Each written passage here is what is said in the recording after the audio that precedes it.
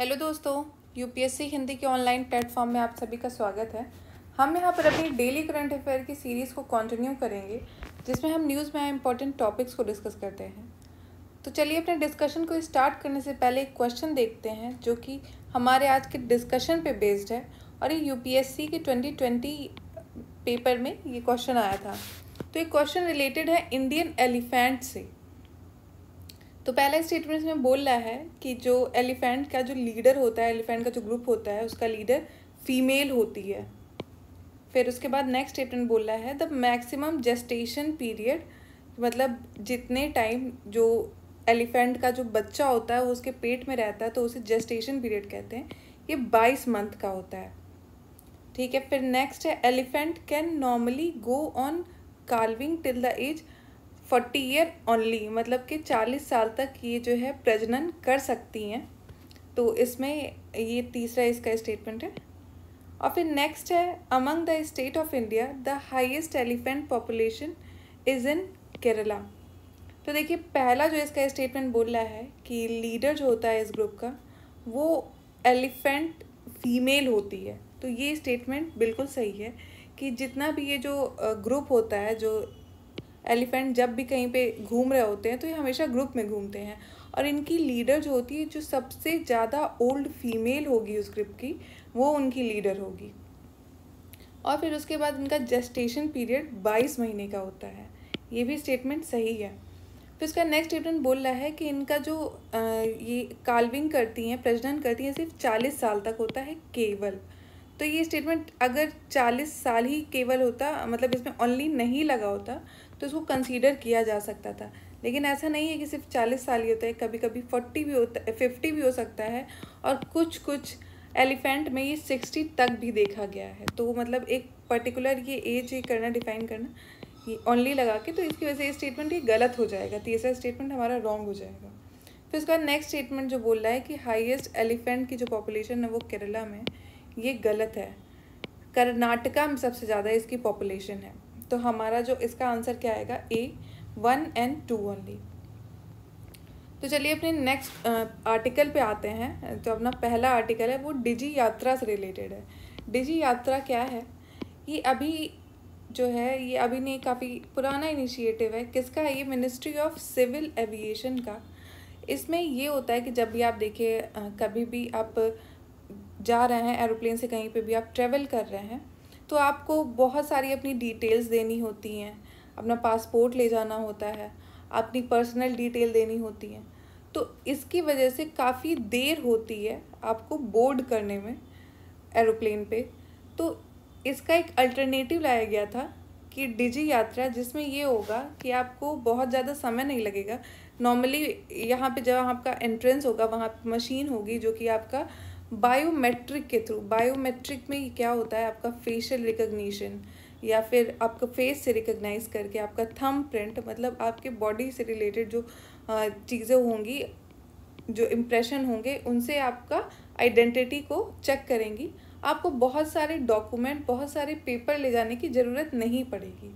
तो अभी रिसेंटली जो दिल्ली इंटरनेशनल एयरपोर्ट लिमिटेड है इन्होंने अनाउंस किया है इसको लॉन्च करने का, डिजी यात्रा इनिशिएटिव को, जो सेंटर का इनिशिएटिव है। तो ये इसलिए न्यूज़ में रहा था। इसे डिजी यात्रा को बेस्ट का full form biometric enabled seamless travel experience भी कहा जाता है, जो कि फेशियल रिकग्निशन टेक्नोलॉजी पे बेस है। तो इसका क्या मेन पर्पस है कि पेपरलेस और सीमलेस, मतलब कि बिना पेपर के और बिना किसी दिक्कतों के फिर इंसान जो है ट्रेवल कर सके। तो ये किसका है? मिनिस्ट्री ऑफ सिविल एविएशन का। तो चलिए यही सब इससे रिलेटेड जो मैंने अभी बताया। तो चलिए अपने नेक्स्ट आर्टिकल पे आते हैं जो कि रिलेटेड है किससे?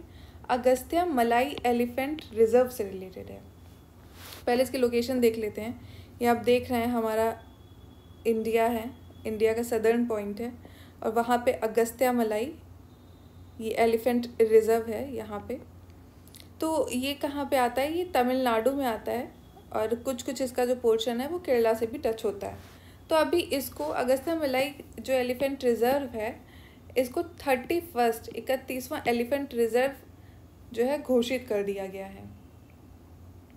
तो ये क्या हो जाएगा? ये 5वां एलिफेंट रिजर्व हो जाएगा स्टेट का, तमिलनाडु का 5वां एलिफेंट रिजर्व हो जाएगा। अभी तक वहाँ पे 4 और रिजर्व थे, तो ये 5वां होगा। तो अभी ये तो इसके बारे में कुछ फैक्ट देख लेते हैं कि ये जो अगस्थ्यामलाई एलिफेंट रिजर्व है, ये 2016 में इसको कहाँ वर्ल्ड नेटवर्क ऑफ जो बायोस्फीयर रिजर्व यूनेस्को का है उसमें इसको इंक्लूड किया गया था। और ये सदर्न मोस्ट पॉइंट जो है वेस्टर्न घाट का, आप देख सकते हैं वेस्टर्न घाट है, उसका जो सबसे लास्ट पॉइंट है वहाँ पे ये टच करता है। और जो केरला और तमिलनाडु जो दोनों स्टेट हैं उनमें ये फैला हुआ है। और ये पेपारा शेंडुर्नी वाइल्ड लाइफ सेंचुरी जो है, जो कि नैयार सेंचुरी का पार्ट है केरला की, उन सबको भी कवर करता है। और ये जो कलक्कड़ मुंडानथुराई टाइगर रिजर्व है वो भी इसका पार्ट है। और यहाँ पे एक ट्राइब रहती है जिसे कनिकरण ट्राइब कहते हैं, जो तमिलनाडु की नेटिव ट्राइब है, तो जो कि ओल्डेस्ट सर्वाइविंग एंशियंट ट्राइब, ये काफ़ी प्रिमिटिव ट्राइब है। प्रिमिटिव ट्राइब मतलब ये काफ़ी एंशियंट, काफ़ी पुरानी है। तो ये ट्राइब यहाँ पे रहती है, कहाँ पे है, अगस्थ्यामलाई एलिफेंट रिजर्व में। तो ये बायोस्फीयर रिजर्व भी है जिसको यूनेस्को ने 2016 में इंक्लूड किया था। फिर अब एलिफेंट से रिलेटेड कुछ हम फैक्ट देखेंगे। देखिए जो एलिफेंट है आप जानते हैं, आपने देखा होगा, ऐसा दिखता है। हमारा जो इंडियन एलिफेंट है जिसको अफ्रीकन एलिफेंट का एशियन एलिफेंट का पार्ट है, तो कुछ ऐसा दिखता है। आपने ऐसे बहुत रेयरली देखे होंगे इस टाइप के एलिफेंट, जो कि अफ्रीकन एलिफेंट है, ज़्यादातर आपने ऐसे ही देखे होंगे। तो चलिए इसका आपको जो डिफरेंसेस है वो हम देखेंगे। तो सबसे पहले कुछ चीज़ें देख लेते हैं एलिफेंट से रिलेटेड। तो इसके 2017 में जो सेंसस हुआ था उसके अकॉर्डिंग पता लगा है कि करीब हमारे इंडिया में 30,000 के अराउंड एलिफेंट एग्जिस्ट करते हैं। 30,000 के अराउंड ये नंबर है। और इनका नेचर क्या होता है, ये जो एलिफेंट है ये काफ़ी इंटेलिजेंट होते हैं। और कहा जाता है कि ये जो हमारा एप और डॉल्फिन जिसको कहा जाता है काफ़ी इंटेलिजेंट एनिमल है, कहा जाता है करीब उन्हीं के जैसे ही सिमिलर टाइप ऑफ ये भी उतने ही इंटेलिजेंट होते हैं। और ये इमोशंस शो करते हैं। आपने मूवी देखी होगी हाथी मेरे साथी, उसमें आपने इमोशंस देखे होंगे हाथी के। तो यही इसके अंदर एम्पैथी, ग्रीव, ये सारी चीज़ें आपने अगर मूवी देखी होंगी तो ये सारे इसके इमोशंस भी देखे होंगे। तो ये हो गया इसका नेचर और थोड़ा सेंसेस। तो चलिए हम देख लेते हैं जो हमारे एलिफेंट हैं वो कितने टाइप के होते हैं। तो देखिए पहले मेनली इनको 2 कैटेगरी में डिवाइड किया गया है, एशियाटिक एलिफेंट और अफ्रीकन एलिफेंट। एशियाटिक जो एशिया में पाए जाते हैं और अफ्रीकन एलिफेंट जो अफ्रीका में पाए जाते हैं। तो एशियाटिक एलिफेंट जो हैं वो उनको फर्दर 4 हिस्सों में डिवाइड किया गया है, जिसमें से एक इंडियन एलिफेंट आता है, फिर दूसरा श्रीलंकन एलिफेंट, फिर सुमात्रा, आप जानते हैं जावा सुमात्रा जो आइलैंड है वहाँ पे जो एलिफेंट रहते हैं, फिर बोर्नियो एलिफेंट। तो ये एशियन एलिफेंट के 4 पार्ट हैं। तो इसमें इन चारों का प्रॉपर्टी देख लेते हैं। जो सबसे ज़्यादा मात्रा में पाए जाते हैं, जो सबसे ज़्यादा फैला हुआ है वो इंडियन एलिफेंट है, ठीक है। और सबसे बड़ा जो होता है साइज़ किसका सबसे ज़्यादा बड़ा होता है, तो श्रीलंकन एलिफेंट का सबसे बड़ा साइज़ होता है। और सबसे छोटा होता है सुमात्रन एलिफेंट का, ठीक है। तो ये हो गए एशियाटिक एलिफेंट। और जो एशियाटिक एलिफेंट होते हैं इनका IUCN स्टेटस देख लेते हैं, ये होते हैं इंडेंजर्ड, ठीक है। और अफ्रीकन एलिफेंट जो है इनको 2 भाग में डिवाइड किया गया, एक है सवाना एलिफेंट, एक है अफ्रीकन फॉरेस्ट एलिफेंट। तो ये जो सवाना एलिफेंट है ये इंडेंजर्ड है, और जो अफ्रीकन फॉरेस्ट एलिफेंट है ये क्रिटिकली इंडेंजर्ड है, आप देख सकते हैं, ठीक है। ये है अफ्रीकन बुश एलिफेंट या फॉरेस्ट एलिफेंट। ये बुश एलिफेंट को भी सवाना एलिफेंट कहते हैं, ये अफ्रीका के हैं। तो इनमें थोड़ा डिफरेंस हम देखेंगे। तो एक्चुअली थोड़ा इनका शेप में डिफरेंस होता है, आप देख सकते हैं। इनका जो फोरहेड होता है ये थोड़ा नीचा होता है, बट जो अफ्रीकन एलिफेंट होते हैं इनका फोरहेड ऊंचा होता है। और इनका जो सबसे हाईएस्ट पार्ट होता है मेनली ये शोल्डर वाला रीजन होता है, ठीक है। और इनकी टोज़ में ये होता है कि जैसे जो पीछे वाले इनके पैर होते हैं इनमें 3 उंगलियां होती हैं, और वही अगर आप एशियाटिक देखेंगे तो उसमें 4 उंगलियां होती हैं। तो आप ये देख सकते हैं छोटे मोटे डिफरेंसेस है, हमें बहुत ज़्यादा जानने की ज़रूरत नहीं है, बट फिर भी देख लेते हैं इसको। तो चलिए अब आते हैं अपने नेक्स्ट आर्टिकल पे, जो कि काफ़ी इंपॉर्टेंट आर्टिकल है। आप जानते हैं हमारा 15 अगस्त को इंडिपेंडेंस डे, जो कि आज़ादी का अमृत महोत्सव पूरा हो रहा है, 75 साल पूरे हुए हमारी आज़ादी के, और हमारा 76 जो है इंडिपेंडेंस डे था कल। तो उस दिन हमारे जो प्रधानमंत्री नरेंद्र मोदी जी हैं, इन्होंने रेड फोर्ट पे, लाल किले पे जो दिल्ली में है, वहाँ पे एड्रेस किया था अपना स्पीच। और इस स्पीच में इन्होंने नारी शक्ति पे बड़ा जोर दिया है, और नारी शक्ति के बारे में बताते हुए इन्होंने बहुत सारी वुमेन जो कि लीडर रही हैं इंडियन नेशनल मूवमेंट में, बहुत सारे मूवमेंट्स में, तो उनके बारे में उनको ट्रिब्यूट पे की गई है, उनको श्रद्धांजलि दी गई है। तो उनको हम देखेंगे जिन जिन का नाम लिया गया है, जो कि काफ़ी इम्पॉर्टेंट हो सकती हैं हमारे लिए। तो चलिए उनको स्टार्ट करते हैं। तो सबसे पहले दुर्गावती देवी। दुर्गावती देवी ये बहुत पॉपुलर है, आप इनको जानते होंगे, आपने अगर मूवी देखी होगी, जैसे रंग दे बसंती मूवी थी, उसमें जो एक कैरेक्टर था सोहा अली खान का, तो आपने देखा उन्होंने दुर्गा भाभी का एक कैरेक्टर रोल प्ले किया था। वो एक्चुअली मूवी में नहीं, वो जो मूवी अलग से, उसमें मूवी बन रही थी, तो इट वाज लाइक दैट। तो फिर उसके बाद जैसे ये जो थी दुर्गा भाभी जो थी, दुर्गावती देवी, ये मेंबर थी किसकी? नौजवान भारत सभा। आप जानते हैं नौजवान भारत सभा किससे रिलेटेड है? भगत सिंह से रिलेटेड है। ठीक है, तो इनके बारे में आप जानते हैं।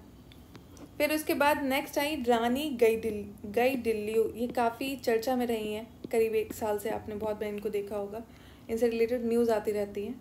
तो ये नागालैंड की रहने वाली थी, मेनली इनका जन्म मणिपुर में हुआ था, वहीं पे रहती थी, बट ये मतलब ये जो मतलब नागालैंड से इनका रिलेशन था। तो ये नागा स्पिरिचुअल लीडर थी और पॉलिटिकल लीडर थी, इन्होंने पॉलिटिक्स में बहुत ही एक्टिवली पार्टिसिपेट किया था। तो ये ब्रिटिशर्स के टाइम पे इनके काफ़ी कॉन्फ्लिक्ट रहे थे ब्रिटिशर्स से, तो इनको जेल में बंद कर दिया गया था ब्रिटिशर्स के द्वारा, अरेस्ट कर दिया था कब? 1932 में। तो ये करीब जब 16 साल की थी, और इन्होंने काफ़ी लंबा समय जेल में बिताया, करीब 14 साल बिताया, जब तक हमारा देश आज़ाद नहीं हो गया। और ये किससे रिलेटेड थी? हरेका रिलीजियस मूवमेंट था, जो कि नॉर्थ ईस्ट में बहुत ही तेज़ी से फैल रहा था। ये जो मूवमेंट है, रिलीजियस मूवमेंट, क्या था एक्चुअली? वहाँ की जो ट्राइब थी, आप जानते हैं जब ब्रिटिशर्स आए हैं तो उन्होंने क्रिश्चियनिटी बहुत ही ज़ोर शोर पे पूरे देश में फैलाने की कोशिश की। आप जानते हैं क्रिश्चियन मिशनरी आए इंडिया में, तो वहाँ पे ये मूवमेंट चला कि अपनी जो वहाँ की ट्राइब है उनके खुद को रिलीजन को बचाने के लिए, तो ये हरेका रिलीजियस मूवमेंट चल रहा था। तो उसी में भागीदारी थी इनकी। तो इसकी वजह से ब्रिटिशर्स ने इनको अरेस्ट कर लिया था 1932 में। फिर उसके बाद से इनको 14 साल बाद इनको रिलीज़ कर दिया गया। फिर उसके बाद भी इन्होंने काफ़ी पार्टिसिपेट किया, हमारी जो आफ्टर इंडिपेंडेंस की हिस्ट्री रही है, इनका काफ़ी ज़्यादा पार्टिसिपेशन रहा है। वहाँ के लोगों का पहले तो स्पिरिचुअल और काफ़ी जो है सोशल सर्विस में इनका काफ़ी योगदान रहा है। तो ये रही रानी गैडिल्ल्यू। तो चलिए अपने नेक्स्ट आर्टिकल पे आते हैं, जो कि रानी चेन्नम्मा से रिलेटेड है। रानी चेन्नम्मा जो है, जो कि जिनको क्वीन ऑफ किटूर कहा जाता है। तो ये जो किटूर है, ये एक प्रिंसली स्टेट रही है, कहाँ की? कर्नाटक की रही है। ये कर्नाटक, आज का जो कर्नाटक है, वहाँ की एक प्रिंसली स्टेट थी। तो इनका जो है करीब आप देख सकते हैं 1824 में ब्रिटिश ईस्ट इंडिया कंपनी के खिलाफ इन्होंने आर्म्ड रिबेलियन किया था, उनके खिलाफ इन्होंने ये रिबेलियन किया था, जो कि उनके रीजन में, जैसे आप जानते हैं ब्रिटिशर्स आके बहुत सारे रीजन में कंट्रोल कर रहे थे। तो ये इनका भी, ये वहाँ की रानी थी जो किटूर की, वहाँ की प्रिंसली स्टेट की, तो इन्होंने इसका विरोध किया था। तो इन्होंने पार्टिसिपेट किया है 1824 में ब्रिटिश रूल के खिलाफ। और ये ऐसा हुआ था कि जब ये जो इनका पहला जो वॉर हुआ था किसके साथ? ब्रिटिशर्स के साथ। तो इन्होंने इतना अच्छा उसमें रोल निभाया था कि पहले वाले वॉर में ब्रिटिशर्स हार गए थे, ठीक है, उनका डिफीट हो गया था। बट ऐसा हो गया कि पहले वाले में हारने के बाद फिर दोबारा उन्होंने जब फिर से ईस्ट इंडिया कंपनी ने आके फिर से उनके साथ वॉर किया, तो सेकेंड में वो हार गई थी और इनको इम्प्रिजन कर दिया गया था, और फिर उसके बाद इनको जेल में बंद कर दिया गया था। तो ऐसा रहा था। तो काफ़ी इन्होंने पहले वाले वॉर में काफ़ी अच्छा रोल प्ले किया था। तो आप देख सकते हैं रानी चेन्नम्मा। फिर अब नेक्स्ट है बेगम हज़रत महल।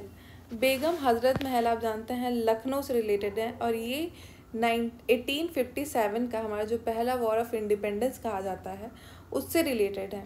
अलग अलग रीजन में अलग अलग लोगों ने जो है लीडरशिप निभाई थी जब 1857 का रिवोल्ट हुआ था। और उसमें लखनऊ से बेगम हजरत महल ने पार्टिसिपेट किया था, क्योंकि इनके जो हस्बैंड थे नवाब जो अवध के थे वाजिद अली शाह, उनको ब्रिटिशर्स ने ऑलरेडी जो है उनको जो है भेज दिया था, उन्होंने उनको जेल में डाल दिया था। तो उसके बाद इन्होंने आगे बागडोर संभाली और काफ़ी अच्छा इन्होंने जो है वहाँ पे अपना हीरोइक दिखाया था, प्रदर्शन किया था, जो उनके खिलाफ लड़ी ब्रिटिशर्स के खिलाफ। तो काफ़ी अच्छा इन्होंने रोल पार्टिसिपेट किया था। तो इनको भी जो प्रधानमंत्री जी ने अपना कल जो स्पीच दिया है उसमें इनका भी नाम लिया है। फिर उसके बाद नेक्स्ट रानी वेलु नचियार। तो ये रानी वेलु नचियार जो हैं, ये पहली ह्यूमन बॉम्ब जो है ये बनी थी, कि ह्यूमन बॉम्ब आप जानते हैं। और इन्होंने किसके खिलाफ, यही आर्मी के खिलाफ, ब्रिटिशर्स फर्स्ट आर्मी जो है इन्होंने बनाई थी, तो उसमें ईस्ट इंडिया कंपनी के खिलाफ इन्होंने लड़ाई की थी। और इन्होंने जो अपनी आर्मी बनाई थी इसमें जो है ये वुमेन सोल्जर को इन्होंने रखा था। तो देख रहे हैं 1700 के टाइम पे इन्होंने कितना अच्छा काम किया, कि इतने पुराने समय में। और ये तमिलनाडु से रिलेटेड थी। तमिलनाडु में इनको कहा जाता है वीरा मंगाई। वीरा मंगाई का मतलब होता है ब्रेव वुमेन, ये तमिल वर्ड है। और इनको किसने सपोर्ट किया था? हैदर अली। हैदर अली की आर्मी का इनको सपोर्ट मिला था, और कुछ वहाँ के फ्यूडल लॉर्ड थे, तो इन्होंने ईस्ट इंडिया कंपनी के खिलाफ रिवोल्ट किया था। और इनको जाना जाता है फर्स्ट ह्यूमन बॉम्ब की तरह। तो हमारा आर्टिकल यहाँ सारे अभी ख़त्म होते हैं। तो thank you so much for watching. जय हिंद, जय भारत।